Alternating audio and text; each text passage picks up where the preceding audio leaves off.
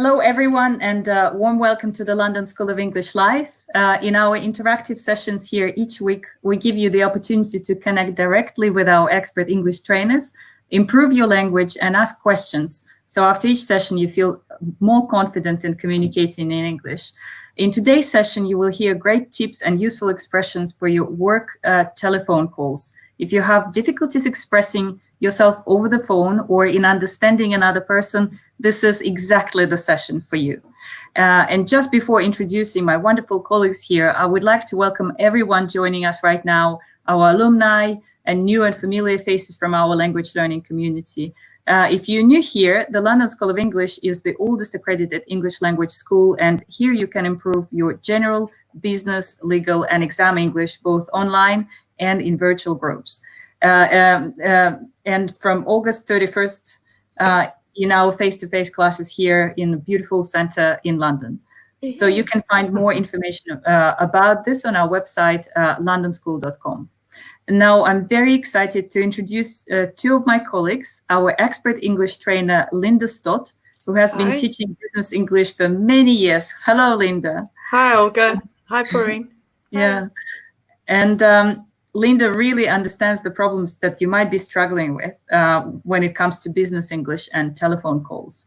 And I also would like to introduce my colleague from our sales team, Corinne Chor, who has a lot of insight into effective telephone calls in English and plenty of experience in telephone calls with people from different cultures and countries. So Linda and Corinne, welcome. Thank you so much. Thank you. And welcome to everybody who's joining us this evening. Should I go ahead, Olga? Yes, and just to say that we will have our Q&A session at the end, where all the three of us will talk a little bit more and focus on the questions that you have. So if you have any questions, you can write them in the live chat next to the video now, and of course add the Q&A question at the end as well. So this is where we will join together with Corinne. Great. Yep. I look forward to your questions later, so let's begin. So I think the first thing that we need to think about is the fact that on a telephone call, you don't have the advantage of seeing the person. And I'm pretty certain that if we were all in a classroom together right now, face to face, and I asked you what the key differences between a phone call and being in the same room as someone, you'd probably say eye contact, facial expressions, body language, and of course, lip reading. These can be very useful in helping you make sense or understand what the speaker is saying when you are with them face to face or in person. So now you're on a telephone call and you don't have all these aspects to help you. All you have is the person's voice on the other end of the line. So I think that what becomes vital when making a telephone call or receiving a telephone call is to listen carefully, to pay attention to what the other person is saying.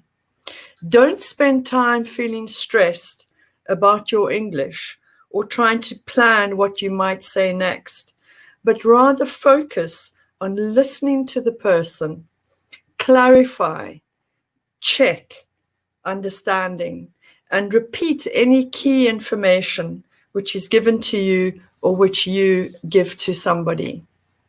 And at the same time, when you are the person speaking, what becomes really important is that you speak slowly, clearly, and that you check with the listener that they are following you. So you might need to repeat information you might need to repeat important information in order to be sure that the listener has understood what you have said. You might be thinking, or you might say, and I've heard this often from course participants, oh, but if I don't understand someone, I just ask them to email me, job done. Well, of course, this is an option, and sometimes it could be the only option available to you. especially if the speaker on the other end of the line has a very low level of English. And remember, this is quite important. A low level of English doesn't mean that the person is stupid. Important to remember that. So if the person has an accent that you find particularly hard to follow, then of course you might ask them to email you. However, I'm sure you would all agree that emailing isn't really an option if the matter is urgent or you need information immediately or urgently from somebody. So let's have a look at some useful language and vocabulary to help you successfully manage making a telephone call, and so making a telephone call and taking a telephone call by using clear, effective communication. So first of all, remember that you make a call, the verb make a call, and you take a call. So taking a call, the phone rings, bring, bring, bring, bring, bring. Hello, good morning, good afternoon. The London School of English, Linda speaking. How may I help you? Nice, polite language, requesting information from the caller. The London School of English, Linda speaking. Could I ask who's speaking? Or could I ask who's calling, please? The magic word, please. Could I ask who's speaking, or could I ask who's calling, please? Hi, Adriana. I see you living in London. You're from Colombia. Hi, Frank. Hi, Hebner. Lovely to see you on this live stream and chatting. So also we spoke about in previous live streams about the use of these modal auxiliary verbs for politeness. So would you mind waiting, or would you mind holding a few minutes?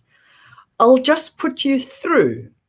So you would use this expression when you're ready to connect the caller with the person they've asked to speak to. I'll just put you through. This is a phrasal verb and it means to connect. So let's do a role play, shall we? Olga and Porine, are you ready to do the role play? Yes, absolutely, Linda. Good. And So what we'll do. Here we go. Yes. Let's do the role play. Definitely. We'll actually make a role play where you won't see us, so you could actually experience it very much as it is. So just a second. All right. So, pring, pring, pring, pring. The London School of English, Olga speaking. How may I help? This is Porine from Happy Learners. Would it be possible to speak to Ben Butler, please? Would you mind holding while I check if he's available? Sure, no problem. He's available. I'll put you through now. Thank you. So thank you so much, Olga and Porine, for illustrating the use of this beautiful phrasal verb of to put someone through. Here are some more examples of this phrasal verb, to put someone through. So I called the London School of English and the receptionist said she would put me through to the sales department. Who should I ask to be put through to when I call the company? Another option would be to say, ask the receptionist to put you through to the sales department if you want to book a course. So it's also possible that when you answer a call, and the caller wants to speak to someone who isn't available, you might use these expressions. So, can I take a message? I'm sorry, but Chris isn't here today. Can I take a message? I'm afraid Chris isn't available at the moment. Can I take a message? Would you like to ring back later, or can I take a message? Would you like to call back later, or can I take a message?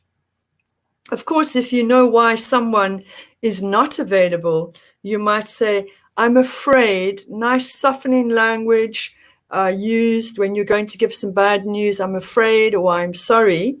He's in a meeting. Can I take a message?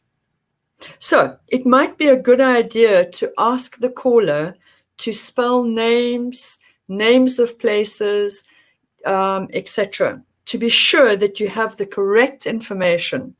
And remember, if you're asking someone for information, it is important to be polite.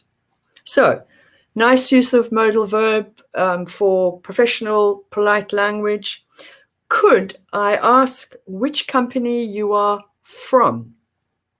Could you give me your mobile number, your work number, or if it's appropriate, your home number, please? Remember that in the UK, we use the word mobile. However, I know that in other countries, you call it a cell phone or a cellular phone. So we say mobile number. Could you give me your mobile number, please? So checking that or getting someone to spell the name or spell information, could you spell that for me, please? How do you spell that, please? Let me see if I've got that right. Your name is, so this is really useful because this way you're checking with the person on the other side of the phone whether you have got the information down correctly. So let me see if I got that right. Your name is and your phone number is. Now, this expression is quite important. And I think it might be risky to assume that you've understood everything in that call. On our business English courses, there are lots of opportunities to practice real-life simulated telephone calls.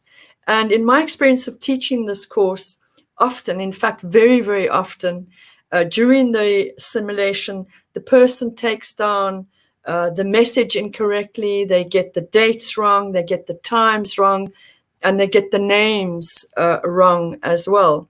And of course, after the simulation in the various rooms where we have different telephones, we go back into the classroom, and usually this is for individual feedback and group feedback. And we always have a good laugh about the things that went wrong during the call and the misunderstandings and some of the spelling issues. And usually after this session, course participants naturally begin to understand and begin to see through experience that it's really important to check and confirm the information. So I would say check spelling as pronunciation and accent can cause a lot more understandings on the telephone than face-to-face. And so for spelling purposes, it might be useful to familiarize yourself with the NATO phonetic alphabet. So A for Alpha, B for Bravo, C for Charlie, etc. So thank you, Olga. That's a lovely visual of that. Now, using this could save you a lot of time and confusion, and not to mention a lot of frustration. I mean, I've heard people say things like, my name is Sheila, S for sugar, H for happy, and E for Easter, and let's see, L for lemon, and A for admire. So, of course, we can see that this can create a lot of problems. And if you start to think about product names, codes, etc., we can see that misunderstandings could be possible, and that using a more universal alphabet, such as the native phonemic one, could help you be much more successful in getting down the correct information. So let's move on. It's always a good idea to reassure the caller after you've taken down the message. So something like, I'll give him or I'll give her your message as soon as he gets back or as soon as he returns. Another option could be, I'll ask him or I'll ask her to call you as soon as he or she gets back or returns. Now, it's quite great that, thank you so much, Olga, for putting these sentences up, because this is really useful. Not only is it good for these live streams are not only good for obviously getting the language, but also can provide excellent listening practice. So once Olga uploads the video after the live stream, I would recommend going back and perhaps don't look at the screen and try and see if you can write down. Can you write down what you hear, which of the expressions, and then come back and have a look at the screen and see, how did you do? Did you get the information? How was the spelling, etc. So let's turn now to useful expressions for making a call. So making a call, when we phone him, we say, hello, this is Linda Stott from the London School of English. Would it be possible to speak to? Remember to be polite if you want information or if you want something from somebody. Culturally, we usually try to be as polite as possible when we want something or we want information. Also, it's generally quite helpful to say who's calling and to perhaps say why. What is your reason for calling? So, for example, hello, this is Linda Stott from the London School of English. Would it be possible to speak to? There we go. We've got the sentence. We've got the sentence up there. Then, hello, this is Linda Stott from the London School of English. I'm calling about your inquiry for business English lessons. Or you might say, hello, this is Linda Stott from the London School of English. The reason I'm calling is, and then to give your reason, or I'm calling in connection with. I'm calling in connection with. I just want to acknowledge some people that have joined that I can see: Adriana, Tanya, Nuri, Frank, Darcy. Fantastic. Lovely to see you all joining us today. So I'm calling in connection with. We ended there. So other useful language for giving reasons why you are calling. Reasons why you're calling. I'm calling about. I'm calling to ask about, or I'm calling to clarify, or I'm calling to discuss. Beautiful different options to give you reasons why. Of course, if you give your reasons why, it's much easier for the person on the other side of the phone to direct your call to the right person. I just wanted to ask, remember the use of just creates the impression for the listener that it's not something complicated that you're going to ask, and it's not going to cause any stress for either party. Could you tell me, you're wanting to find out or give your reasons, could you tell me? If, however, you know the name of the person you want to speak to or the department that you want to be put through to, then you could use these. May I speak to? Is it possible to speak to?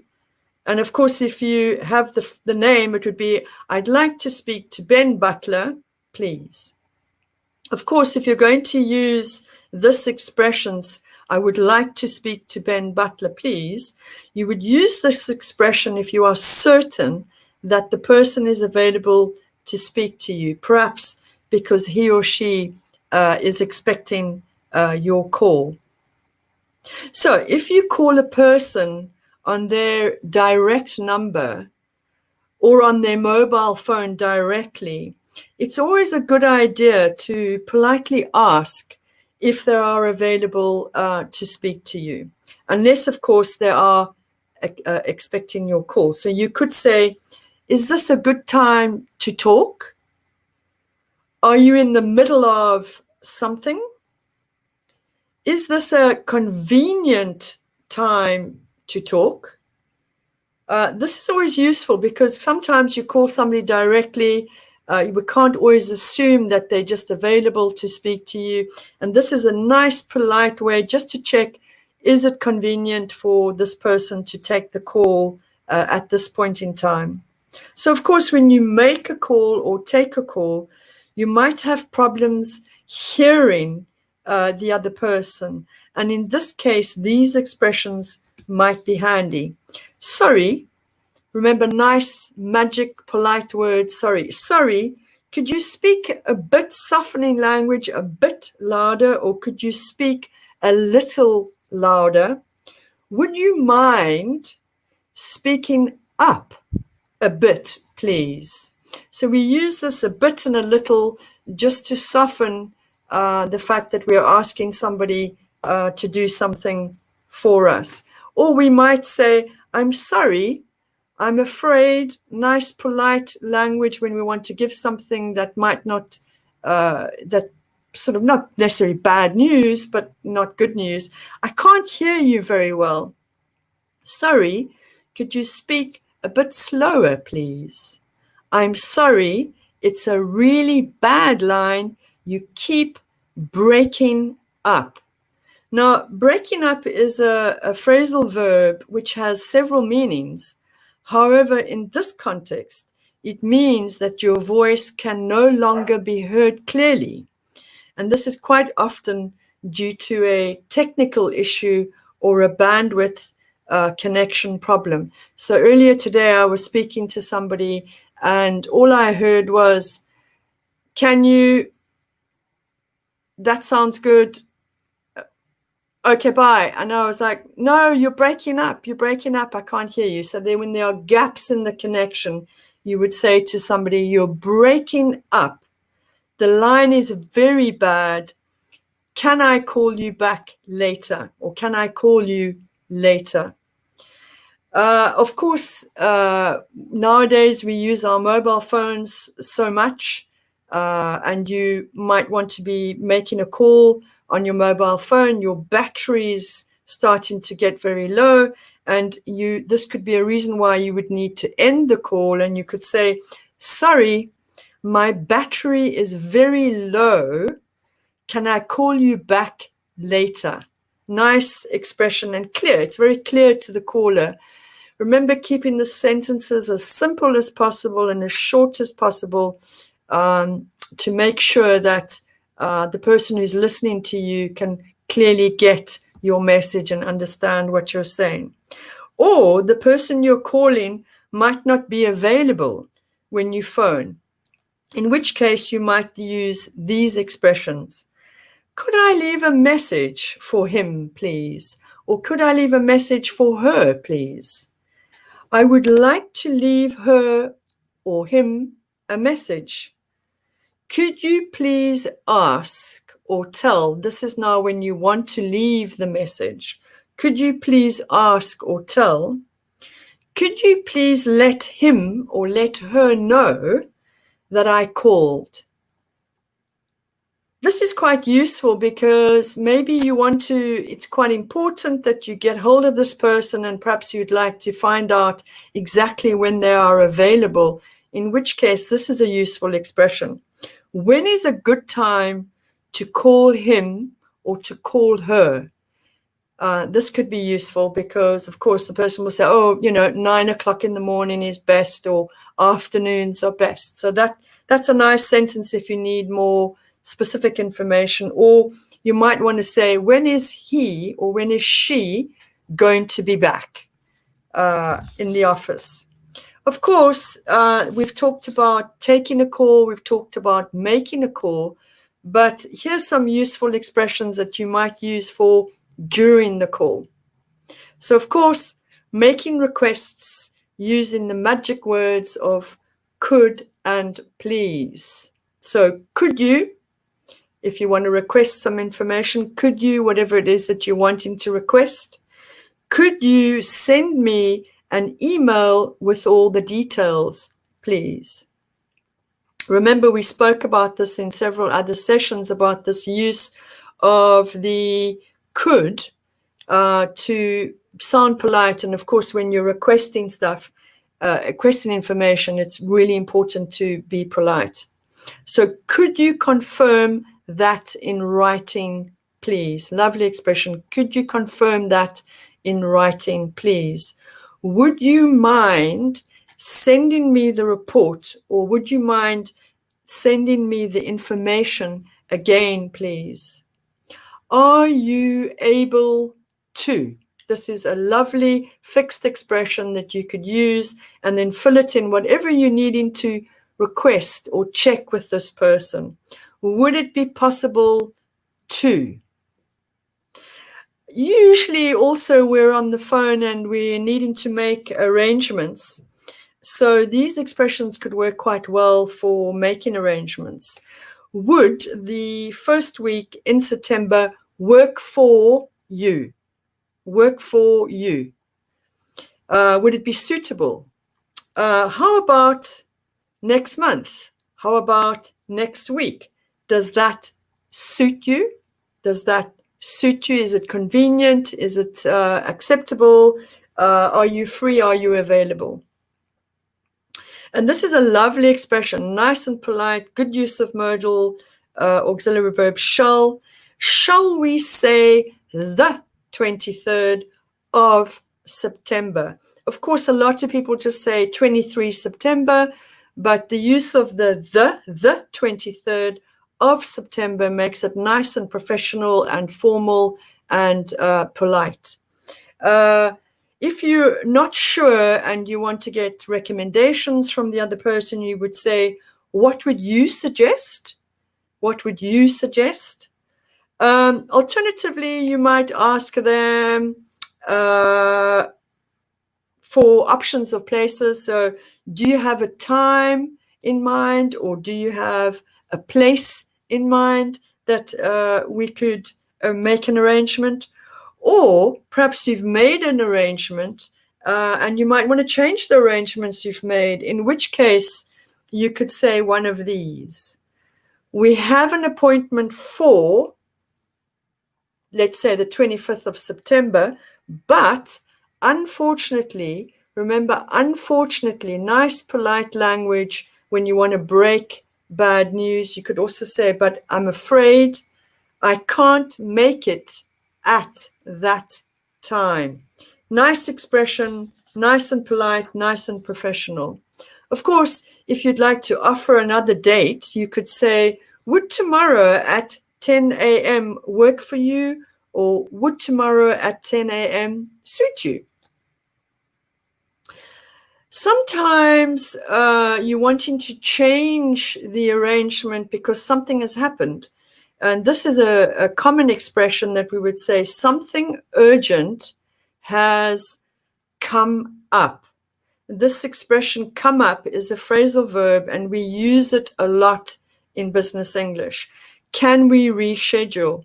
So it's a common phrasal verb, and the meaning in this context is that something has happened which was unexpected, something that you didn't expect, and you have to reschedule the initial day and time that you've arranged. So to give you some examples, something has come up. John has just called. We have to give him the report by 5 p.m. today. I thought he said next week. Something urgent has come up. Can we reschedule? Lovely expression. Good. So as we move on, so as I mentioned at the beginning of this live stream, asking for clarification and repetition is vital on a telephone call. And here are a few expressions that might help. So, sorry, I didn't quite catch that. Could you say that again, please? Could you please repeat that? Could I just go over that again, please? So often when you want to clarify what somebody said, you could go back to them and say, could I go over that again, please, what you've just said? Or to clarify, you might say, what exactly do you mean by the 25th of September? Maybe you don't understand exactly the date, etc. So if you haven't already done so, you might want to have a look at some of the other live streams we've done, where you will find more of these useful expressions for clarifying and repeating. We did one on negotiations. There's some beautiful additional clarifying and repeating language on that YouTube live stream event that we did. And lastly, when you want to end a call, is there anything else I can help you with? This is a lovely expression because it opens the door, not the actual door, but it opens the door to this person on the other side of the phone, having the opportunity to say, yes, actually, there was something else that I wanted to discuss. So is there anything else I can help you with? And of course, this is generally said when you don't know the person very well. I'm looking forward to seeing you, or I'm looking forward to meeting you. Thank you for calling.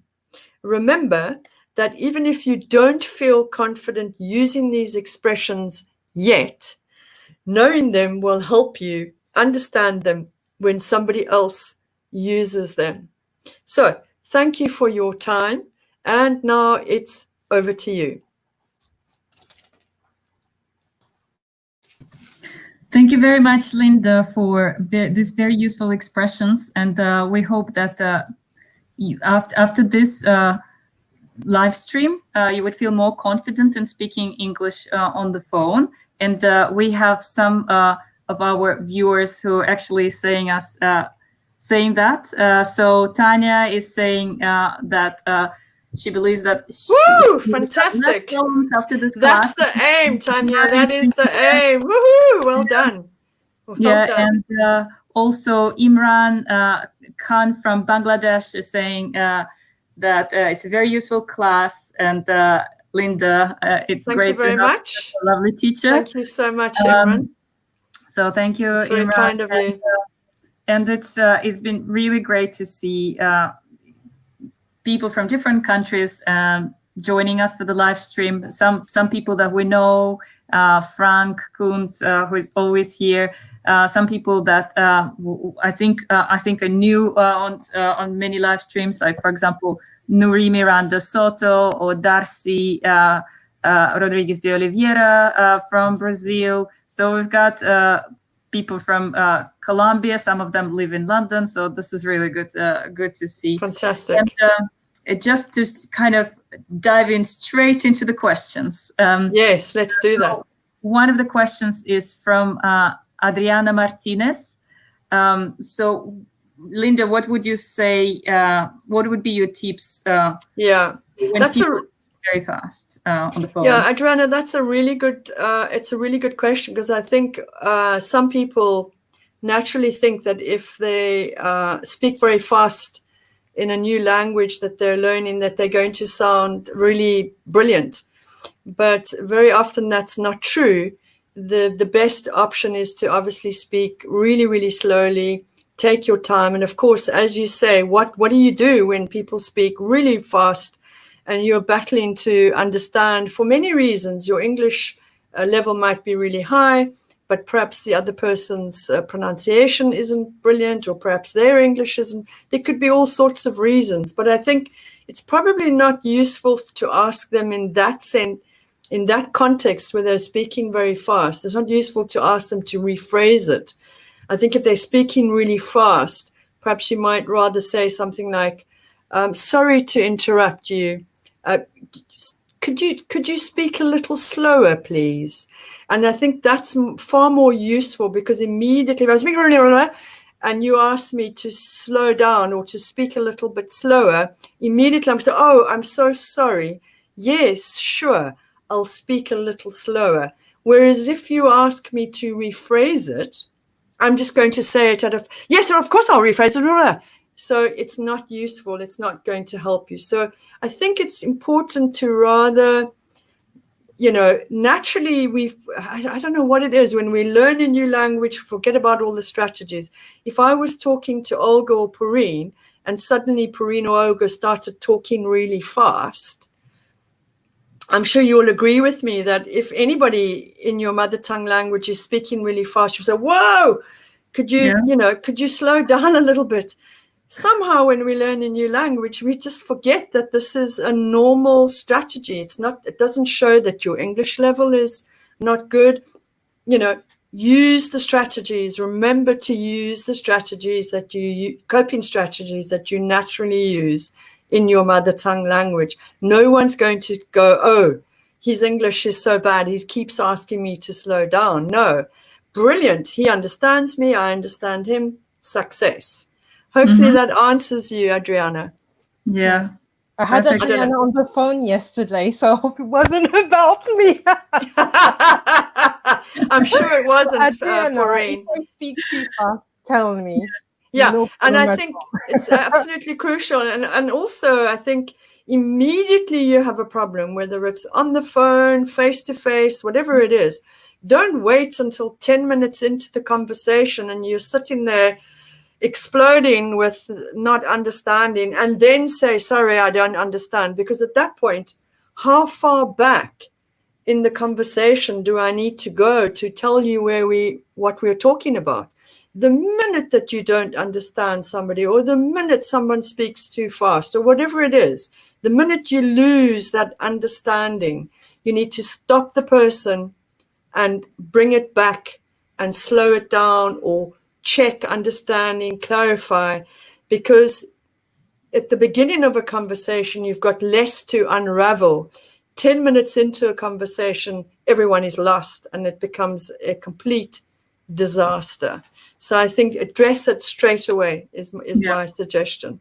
Yeah, it's a very good idea to addressing this earlier rather than later when you're already frustrated. Yes, because the person sitting there saying, oh, I'm sure eventually I'll gather what's going on. No, you won't. If you're going to have trouble in the beginning, just, have confidence. As Tanya always says, believe in yourself. Yeah. And I always think of you, Tanya. When I think of the word confidence, your name pops into my head straight away. Yeah. Have confidence that you handle yourself and you manage yourself in a business environment really successfully. And just believe in that and, use the strategies you normally use and manage that conversation from the beginning, whether it's on the telephone, face-to-face, or whatever it is. Yeah. Perfect. And just two questions from Frank. So one is a clarifying question, actually, about, could you speak slower or could you speak slowly?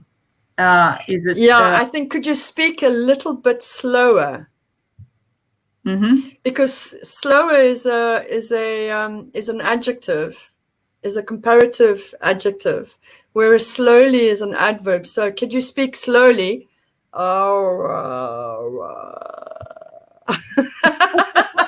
So I think a little bit slower is probably more accurate. But good question, Frank. Very good question. Thank you. And another question from Frank is, how can we actually book English lessons with the London School of English? So, Porine, maybe you could take this question. Yes, of course, Frank. So you can either call us directly. We'll send you an email. So feel free to get in touch with us. We usually have this email address inquiries@londonschool.com. So feel free to email us and tell us when is a good time to call you. And then yes. So yes, use the email address that you can see here, clients@londonschool.com, and tell us when is a good time for you. And also your if it's a mobile phone number or landline, and something we were discussing, tips about clarifying your name with the alphabet. Just make sure what time you mean, if it's London time or if it's Berlin time, Paris time, because it may be 10 a.m. for you, but maybe it's going to be a different time from for the person you want to speak to. So clarify this as well.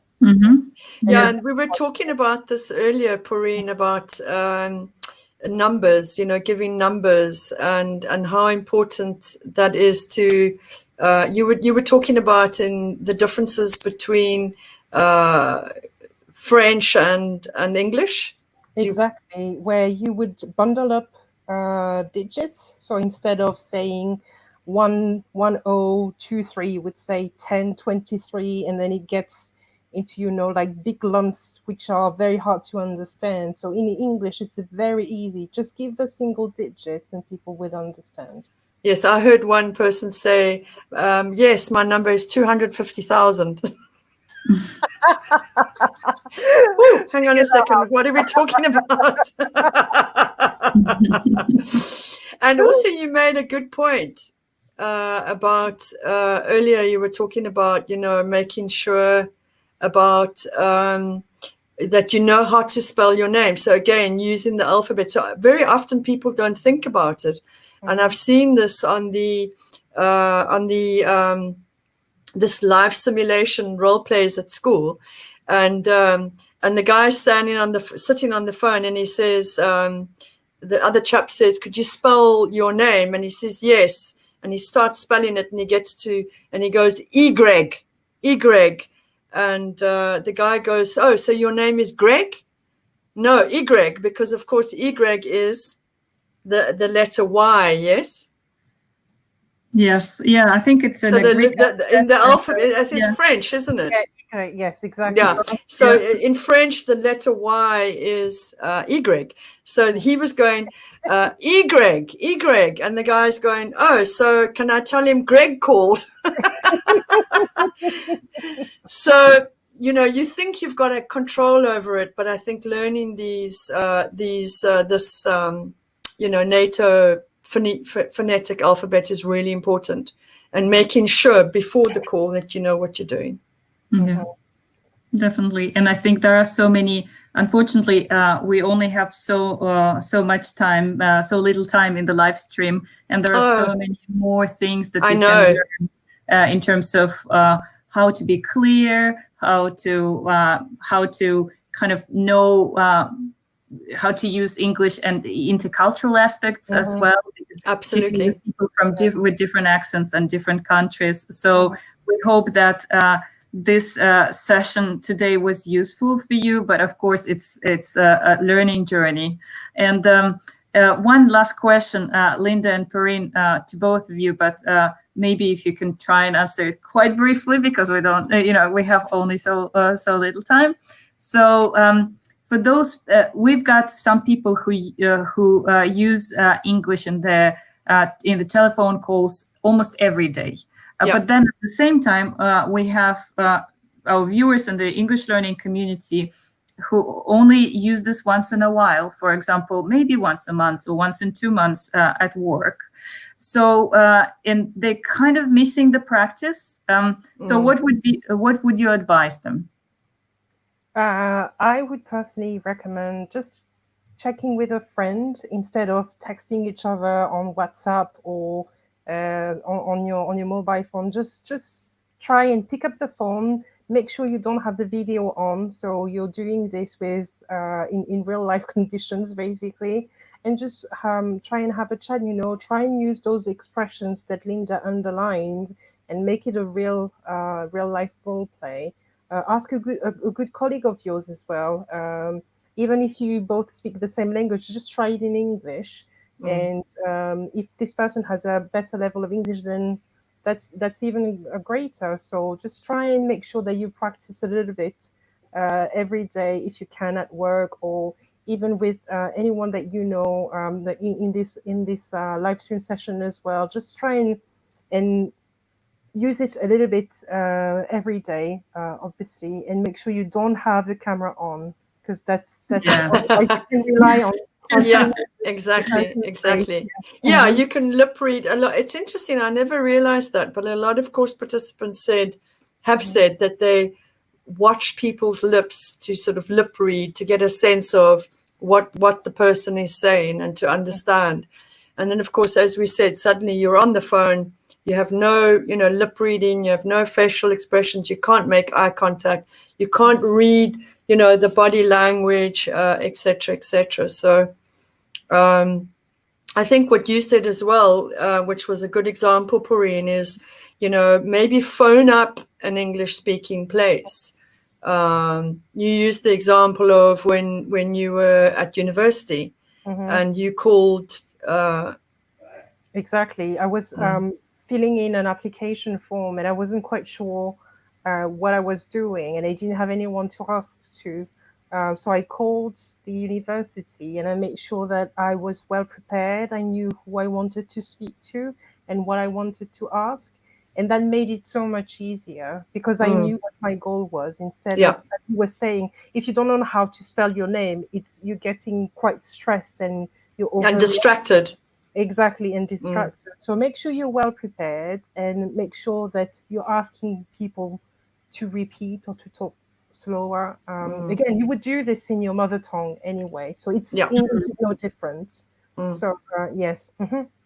Tanya spoke about, she said, what about keeping a pen and paper near when speaking on the phone? This links in with what it links in with what you're saying, because just such a good tip as well, just have a pen and paper ready to write down things, always checking. But I think the key really is people assume because they're successful in business and obviously they know how to spell in their mother tongue language. Suddenly when they get to English, they realize, oh my gosh, I actually don't know. Very often people will spell their name. I'm talking about CEOs, top people in the top of the game. And then they go, let's say Tanya, they would go TENO. This is all wrong if I was spelling Tanya's name as it is on the screen. But, so it's really important to make sure that you get familiar with this, your spelling of your name, or if you're going to need to be given information, make sure before the conversation that you're able to actually do it correctly. As Poreen said, just prepare everything beforehand. Have some note, pen and paper. Excellent suggestion. It's a great advice. And one last very quick question from Adriana. Yes. When talking telephone numbers, is it 0 or O? Well, personally, I would say 0, because sometimes there could be this confusion where somebody says, if the number is 0805, for instance, and somebody in between goes, oh, meaning, oh, I'm not sure. Then suddenly you've got a weird number. So I think it's probably safer just to say 0. Great. That's very useful advice. That's my feeling. And on that note, I just hopefully this was this questions and answer session was also very useful for for everyone in our English learning community. So do get back to the channel, and then you can view this video again, listen to different expressions, look at the screen to check the spelling. So hopefully this would be something that you can always learn from. But we've got more live streams coming up every week on business English, general English, grammar, vocabulary. So please do subscribe if you haven't done so already, and we will be looking forward to seeing you on more live streams from us. So, and if you've got any questions, of course, get in touch. Stay well, stay safe, and keep learning. Yes, keep learning English. Yeah. Great. Have a very good day, night, morning, depending on where you are in the world, and we'll see you soon. Thank you so much for joining. Cheerio. Until next time. Bye-bye. Bye.